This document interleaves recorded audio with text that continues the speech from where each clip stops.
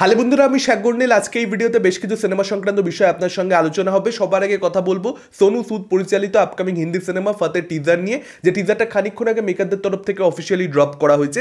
এই টিজারটা কম্প্যাক্ট রাখা হয়েছে, ছোট রাখা হয়েছে, বেশি বড় করা হয়নি। টিজারের ব্যাকগ্রাউন্ড মিউজিকের কাজ বেশ ভালো, গল্প সম্পর্কে খুব সামান্যই এখানে বুঝতে পারা যাচ্ছে। মিডিয়া রিপোর্টস থেকে যদিও বা গল্প সম্পর্কে অনেক কিছু সত্যি বলতে জানতে পারা যাচ্ছে। এখানে জ্যাকলিনের যে ক্যারেক্টারটা, সে একটা স্ক্যামে ফেসে যাবে, যে কারণে সোনু সুদের যে ক্যারেক্টার, যে একটা সময় স্পেশাল অপস অপারেটিভ ছিল, সে জ্যাকলিনকে প্রোটেক্ট করবার জন্য একটা সাইবার সিন্ডিকেট ইনভেস্টিগেট করবে, বা সেটা করবার পথে প্রচুর অ্যাকশন, প্রচুর ফাইট। সেগুলো দেখতে গেলে আমাদেরকে অবশ্যই ছবিটা হলে গিয়ে দেখতে হবে। 10ই জানুয়ারি 2025 এই ছবিটা মুক্তি পাচ্ছে। এখন এই পার্টিকুলার টিজারটা দেখে আমার যেটা মনে হলো, জ্যাকলিনের ক্যারেক্টারটার সঙ্গে সোনু সুদের ক্যারেক্টারের মেবি কোনো লাভ ইন্টারেস্ট কিন্তু তৈরি করা হবে না at the first place. Sonu সুদের যে ক্যারেক্টারটা, যে তার পেশা ছেড়ে এসেছে, একটা সময় স্পেশাল অপস অপারেটিভ ছিল, আমি কথাটা বললামই। সে হয়তো তার অতীতে এমন কোনো ঘটনা ঘটেছে যেটার জন্য তার প্রফেশন ছাড়তে বাধ্য হয়েছে, নতুন জীবন সে বাঁচা শুরু করেছে, পুরনো জীবনটা ফেলে এসেছে। এবার অতীতে কি হয়েছে, মেবি সেখানে তার একটা ওয়াইফ ছিল এবং তার সঙ্গে কিছু একটা ঘটনা ঘটে যায়, তার জন্যই হয়তো সে তার পেশাটা ছেড়ে দেয়, যে কারণেই হয়তো জ্যাকলিনের সঙ্গে লাভ ইন্টারেস্টটা এস্টাবলিশ করা হচ্ছে না। আদারওয়াইজ কিন্তু টিজারের মধ্যে হালকা করে হলেও বোঝা যেত, সেটার কিন্তু কোনো ধরনের হিন্ট নেই এখানে। কিন্তু জাস্ট একজন পিওরলি প্রফেশনাল হিসেবেই সোনু সুদ কাজ করবে, কোনো পার্সোনাল অ্যাঙ্গেল হয়তো থাকবে না, বা পার্সোনাল অ্যাঙ্গেল থাকলেও সেটা লাভ ইন্টারেস্ট মেবি হবে না। হলিউডের টিম এনে অ্যাকশন করানো হয়েছে, ফলত অ্যাকশনের ডিপার্টমেন্টটা ডেফিনেটলি টপ নচ, মানে টিজারের মধ্যে কিন্তু ব্যাপক অ্যাকশন দেখতে পাওয়া যাচ্ছে। হ্যাঁ, এটা সত্যি কথা, আমরা রিসেন্ট সময় ভারতীয় ছবিতেও কিলের মতন ছবিতে আমরা কিন্তু এই ধরনের অ্যাকশন, কিংবা ব্লাডি ড্যাডিতে আমরা কিন্তু এই লেভেলের অ্যাকশন দেখে ফেলেছি। এখন নানান অ্যাকশন ছবি, এই ধরনের ছবিগুলো বিশেষ করে সাফার করে একটা জায়গাতে, সেটা হচ্ছে ইমোশন।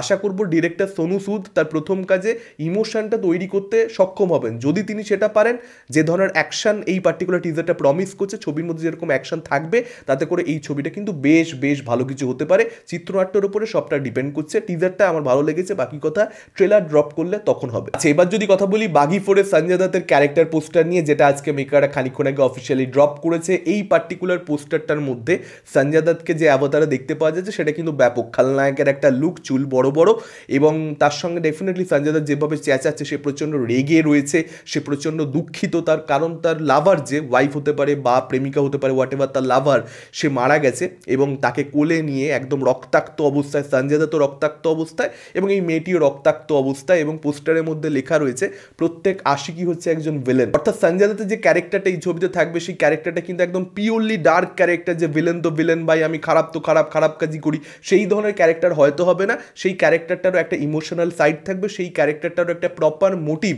ছবিটা দেখতে দেখতে অডিয়েন্স খুঁজে পাবে, যদি ক্যারেক্টারটা ভালোভাবে লেখা হয়। সঞ্জয় দত্ত যে ধরনের অ্যাক্টার আমরা সকলে জানি, সে কিন্তু ফাটিয়ে দেবে। এবং অ্যান্টাগনিস্ট সঞ্জয় দত্ত আমরা জানি সে কী লেভেলে পারফরমেন্স দিতে পারে, মানে পার্টিকুলারলি নেগেটিভ শেডসের ক্যারেক্টারে সঞ্জয় দত্ত ট্রিমেন্ডাস। ফলত এই ছবিতে যদি তাকে প্রপার ক্যারেক্টার দেওয়া হয়, সিরিয়াসলি বলছি, সেটা টাইগার শ্রফের কেরিয়ারের জন্য এবং বাগি 4 ছবিটার জন্য বেশ ভালো হবে। নেক্সট কথা বলবো আমির খানকে নিয়ে। আমির খান জয়পুরে পৌঁছে গেছেন। আপনারা সকলেই জানেন রজনীকান্তের কুলি ছবিটা, লোকেশ কানাগরাজ পরিচালিত, সেই ছবিতে একটা ক্যামিও চরিত্রে কিন্তু আমির খানের কাজ করবার কথা ছিল, আপডেট ছিল, এবং জয়পুরে নেক্সট শিডিউল শুরু হয়ে গেছে, নতুন শিডিউল কুলি ছবিটার। সেখানে কিন্তু আমির খান পৌঁছে গেছেন তার পার্টিকুলার ক্যামিও পোর্শনটা শুট করবার জন্য। নেক্সট আপডেটটা সোহমকে নিয়ে। পরিচালক দেবরাজ সিনহার সঙ্গে ফেলু বক্সি নামের একটা ছবি তিনি করেছেন, যেখানে মধুমিতাকে দেখতে পাবেন, পরিমণিকে দেখতে পাবেন, বাংলাদেশের অভিনেত্রী। আপনারা সকলে জানেন, আপডেটটা প্রিভিয়াসলি আপনার সঙ্গে শেয়ার করেছিলাম। সেই ছবিটা 17ই জানুয়ারি 2025 মুক্তি পেতে চলেছে, একদম গোড়ার দিকে পরের বছরে। এটা কিন্তু সোমের তরফ থেকে একটা পোস্টার ড্রপ করে, যে পোস্টারটাকে নিয়ে বেশি কিছু আলোচনা করবার নেই, তবে মেকাররা কিন্তু অফিসিয়াল করে দিয়েছে যে 17ই জানুয়ারি তাদের ছবি আসছে।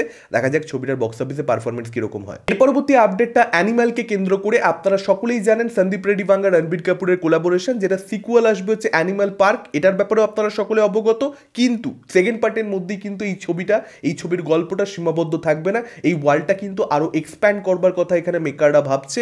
সন্দীপ রেড্ডি বাঙ্গা কিন্তু 3টে পার্টে অ্যানিমালকে প্ল্যান করছে। অ্যানিমাল পার্ট 2 এর পরে, অর্থাৎ অ্যানিমাল পার্কের পরেও কিন্তু আরও একটা ছবি আসবে, সেটা কিন্তু রণবীর কাপুর নিজের একটা সাক্ষাৎকারে নিজেই কনফার্ম করেছেন। ফলত আপনারা নিশ্চিত থাকতে পারেন যে অ্যানিমাল পার্কের পরেও অ্যানিমালের ওয়ার্ল্ডটা কিন্তু আরও এক্সপ্যান্ড করা হবে। এবং এটা যে হবে, সেটা আপডেটটা পেয়ে খুব একটা বেশি আমি অবাক নই, তার কারণ এত বড় একটা সাকসেসফুল ছবি অ্যানিমাল, এত বেশি ক্রেজ তৈরি করতে পেরেছিল, এরকম বাস ছিল ছবিটাকে নিয়ে, কি কালেকশন করেছিল। তার পরবর্তীতে মেকাররা সেকেন্ড পার্টের মধ্যে সীমাবদ্ধ থেকে গেলে সেটা কোথাও একটা মেকারদের জন্য লস।